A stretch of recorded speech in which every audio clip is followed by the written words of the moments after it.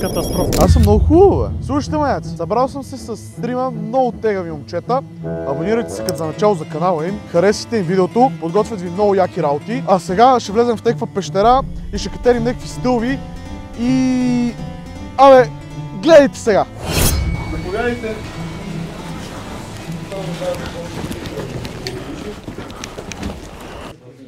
Ние сме криминалните, вот. Малкият голям. 16 съм, бе, показах ти. Такива камъни в люлин нема, бе. В момента се намираме в изкуствено прокопан тунел. 2 години изцяло на ръка е копан от трудови войски за улеснение на туристите. Неговата дължина е 150 метра и отвежда в най-голямата облагостроена пещерна зала на Балканите. Според някои архитекти можем да поберем храм-паметника Александър Невски вътре. Самата зала я наричаме бучащата зала заради шума от водата, който се чува. През естествения вход на пещерата, който за вас ще се явява изход, през 60 метров водопад влиза цяла Триградска река. Преминава през цялата пещера и се губи в една цепнатина в скалата, наречена Сифон. 250 метра в права линия реката не се вижда никъде. Излиза отново тук долу под тунела, който минахте по път за насам. Защо наричаме пещерата Дяволско гърло? През 1968 година при голямо наводнение река Триградска завлича над 300 кубика дървен материал на горското стопанство на село Триград. Вкарва всичко тук вътре в самата зала. Местни хора отиват долу на изхода да чакат да спасят каквото могат от дървения материал. Чакат със седмици, не излиза дори и треска. След това са правени опити да се пускат най-различни предмети от малки до големи тук вътре в залата, за да се види дали все пак нещо няма да излезе долу на изхода. Отново не излиза абсолютно нищо. Имало е предположение, че е възможно тази река, която влиза в пещерата и онази, която излиза долу под тунела, да са две различни, затова нищо да не излиза по воден път. Правен е опит да се отсвети водата вътре в пещерата, за да се провери дали е същата река. Същата река е, излиза от светената вода, но излиза чак след 2 часа. Изчислено е, че река с такава скорост и дебит би трябвало това разстояние да го мине за не повече от 8 минути. Къде се губи 2 часа? До ден днешен си остава загадка.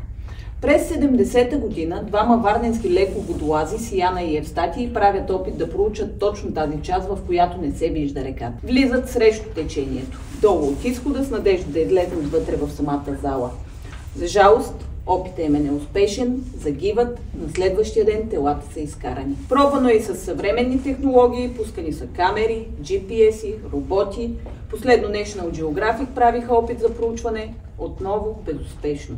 Техниката влиза съвсем малко по-навътре от това, което ще видите вие и губи сигнал.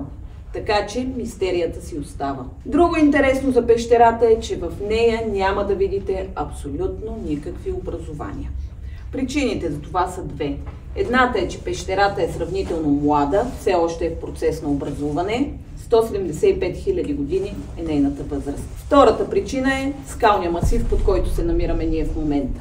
205 метра. Най-високата част на Триградското ждрело. Водната капка трябва да пробие целия този масив, да стигне до свода на пещерата, за да започне образуване. Ще видите рисунки вътре по стените. Те са съвременни, пещерата никога не е била обитавана, макар че се знае от дълбока древност. Причината е естествения вход. 60-метрова пропаст. Нямало е как да се влиза вътре в нея. Постоянната температура 8 градуса целогодишно. Води се топла пещера, затова и зимата тук събира най-голямата колония дълбокрил прилеп. Над 30 000 прилепа карат зимния си сън вътре в пещерата. И финала малко фитнес, там ще загреете със сигурност. За да излезнете от пещерата, трябва да изкачите 288 стъпала. Вие ли ще ме носите? Така, както казахме, има тераски за почивка, не е нужно да се бърза. Но все пак, ако решите, че ви идват повече и не искате да ги изкачвате, опцията е обратно по същия път и си излизате тук. Ако ги изкачите, излизате на естествения вход на пещерата, много е красиво, заслужава си, по една пътечка на пътя, 150 метра надолу и сте отново на паркинга. Когато стигнем до стъпалата, погледнете ги, преценете дали тръгвате по тях или се връщате. Заповядайте! Кайте ми как да не искам да вляза през тази врата. Ако не слушаш, и тук ще останем. Не, правенето си в люли. Я гледайте, зеленко. А?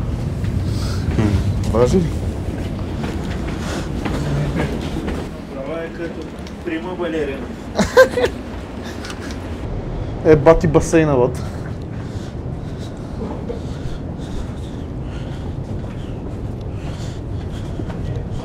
Баси мамата.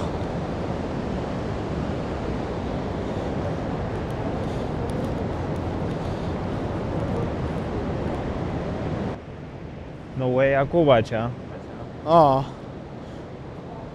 Тук ако пусна един стрим бата направо. Какви големи подземни кухини има такива деца, направо деца вика град може да се събере вътре. Бате, тук един блок строим, бате, и 3000 евро квадрат. Направо го правим втория Лозенец. Я гледай какво става тук. Някаква дупка. Това не мога да го опиша с думи. Тук се фърлят пари, бе.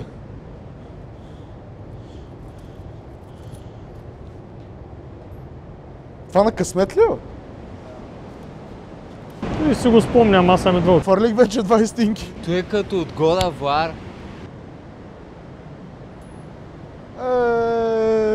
Какво се стана, бе? Що се върна? Я гледай го какво прави там.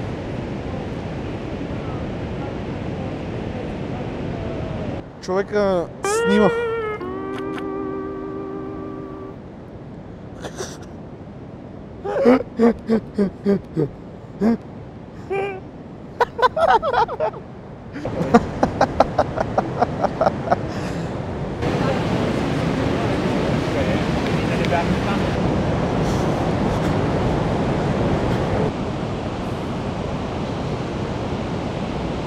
Аз ще го направя, не се пресъня. Тук може да стане добра баня, бе. Няма да е тука банята, Що? защото ще е последната Ама ще е баня. Миеш мадете и не излизаш. колко му, бе? Какво ще кажем тук за това място? Някакво като пещера, брат. Да. Не, бе, тук верно става за едно къпане, бе, брат. Стига.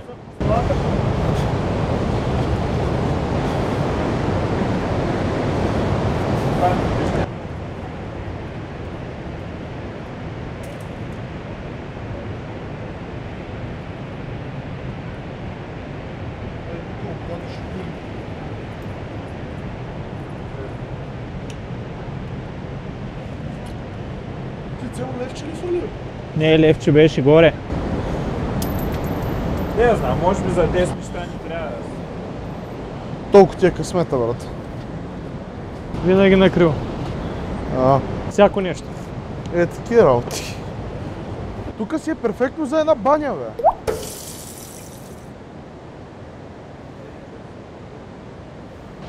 Можем да тръгваме нагоре, не? Айде, аз съм първи.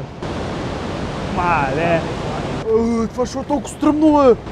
Почвам да се масирам. Аре, давай. Съм клякал с 160 кг, не знам колко серии клек правих и преден клек и сега тук не знам как ще ги качвам.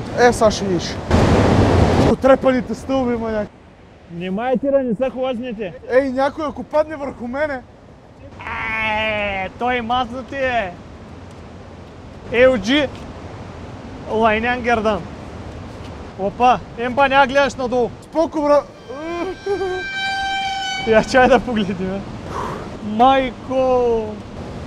Тия къде ни качиха, бе, брат? И ти мазно ръждясало. Мале, схвана ми са гъза вече. Всеки път, бе, всеки. Те тук по-зле стават стълбите. Майко, схванаха ми се. Майко! Как ми се схвана газа, няма ви кажа. Викат в World of Warcraft. Twilight Veil. Виж го Питър Пан как се катери, бе.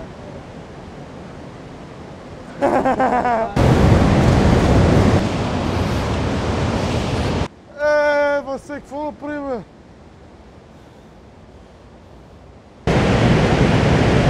Тия стълби малко по-стръмни, не успеха ли да ги направят?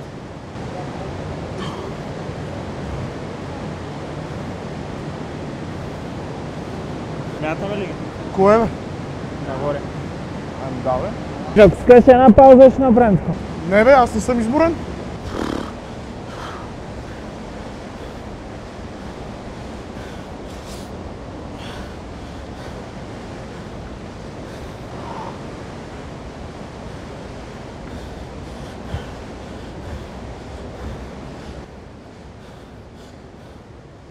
О!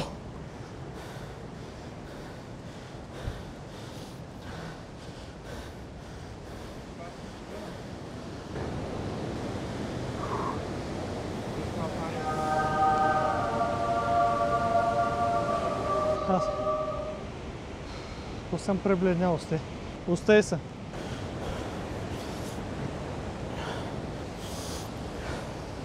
Майките се бе. Ай, тя съм. Оставих си стотинките тука, бе.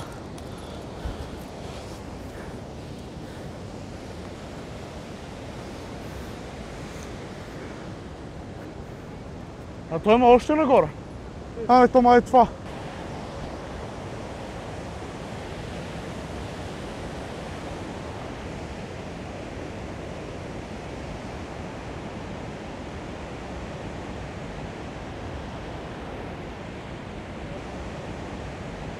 Човек, аз по едно време се настрах, като ги видях тези стълби колко са остри. Тега ли се, но? Викам си тук, ако паднеш, човек, край. Ми се повъргаляш. Направо викам първа почивка горе и... Ние не правихме почивки, исках да снимам някакви кадри, аз не се изморих толкова. Тук има някаква табела.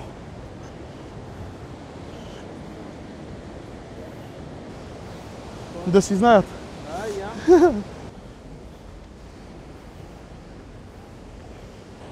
Я да пипна и аз малко сняга. Снежец, брат. Я гледай висулките, брат.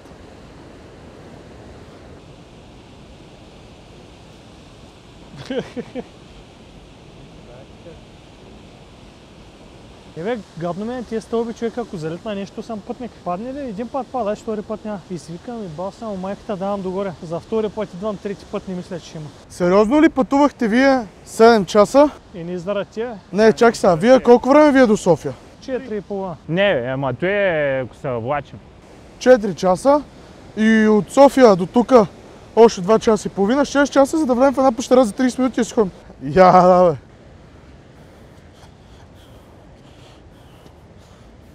Сега сме надолу, нали? А това май са тия варниците, дето тая разправяш. Явим. Препоръчване на пещерата, Дяволското гърло. Загинаха смелите изследователи.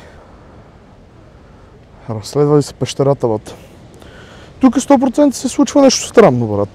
Ти не чули, то трябвало за 8 минути да излезе водата, тя е иззала 2 часа. Ако пуснат нови хора в момента с новата технология, най-вероятно ще разберат какво са. Не, това май е 70-та година. Не забравих какво пише. Знам, че са родени 49-50-та година тия двамата.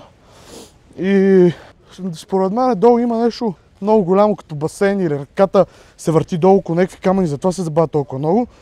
И е било нужно. Да.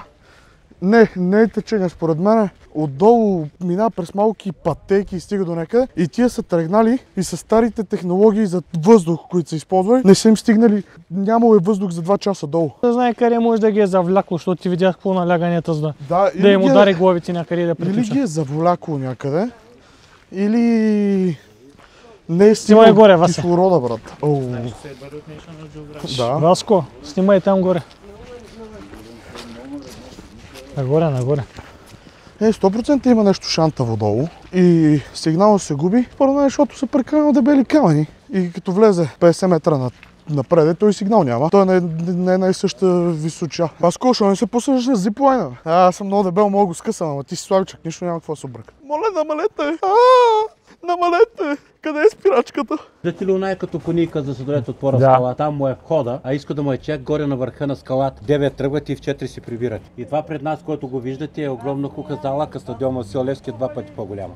На 3 нива е и цялата са иероглифи от пещерните хора, които са живели на. Беше много яко, хората бяха много яки, бичовете бяха много яки, бачкаха всяко техника. Пишете коментар, че долу, ако искате отново се появи в тяхните видеа и очаквайте скоро новото тяхно видео. Там искат в дупката ход. 100 лайка на това видео и отидат на дупката. Ай! Я го карам това малко, е!